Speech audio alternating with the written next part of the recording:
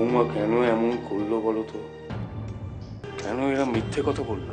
তুমি এটা কি করে বুঝলে যে ও মিথ্যে কথা বলেছে?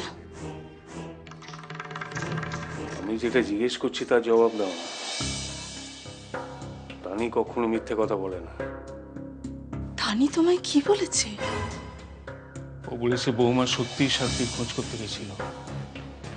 যাই করো না কেন ও যেন আমার সামনে না আসে। ওভাবে ভেবো না, আমি তো শোভনের ব্যাপারটা দেখছি। আমি বৌমার কথা বলছি না, আমি তানির কথা বলছি। আমাকে ক্ষমা করে দাও ঠাকুর। আজ আমি বাবার সামনে দাঁড়িয়ে সত্যি কথা বলেছি। বাবা আমাকে বারবার চলে যেতে বলেছিল, কিন্তু আমি যাইনি।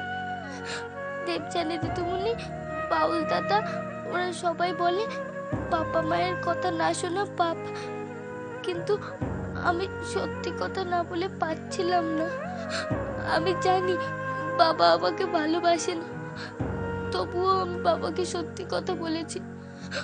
আমি বাবাকে অনেক কষ্ট দিয়েছি ঠাকুর, তুমি আমাকে ক্ষমা করে দাও। আমাকে ক্ষমা করে দাও ঠাকুর।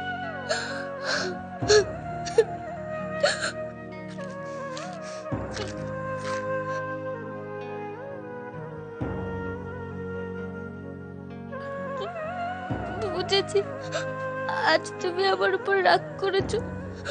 তুমি আমার উপর রাগ করো না ঠাকুর, আমার উপর রাগ করো না।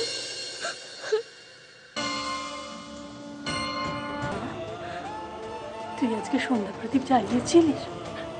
চেষ্টা করেছিলাম, কিন্তু প্রদীপ জ্বলেনি মা। তুই জানিস না মা, তোর আলো তুই কোথায় জ্বালিয়েছিস?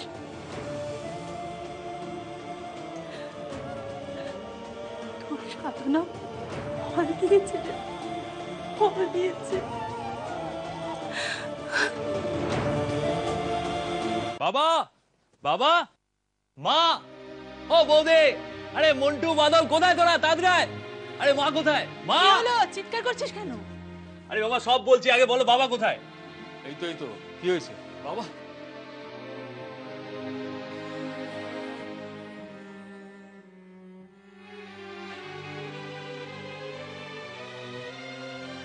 কি হয়েছে? দারুণ একটা খবর আছে বাবা।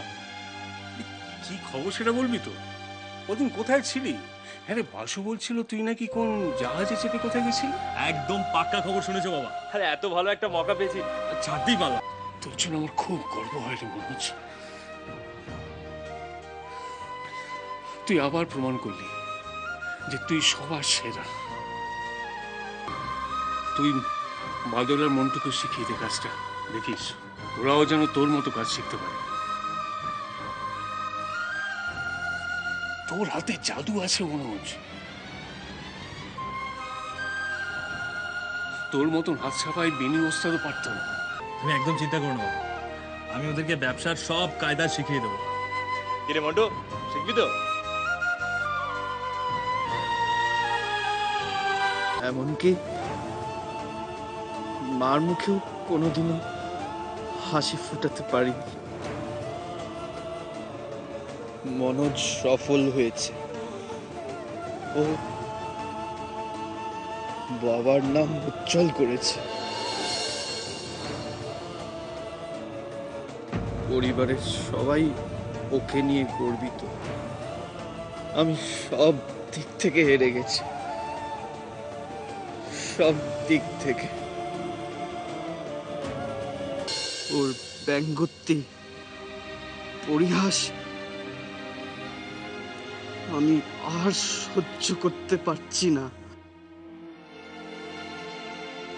আমি হেরে গেছি, আমার বেঁচে থেকে কি লাভ?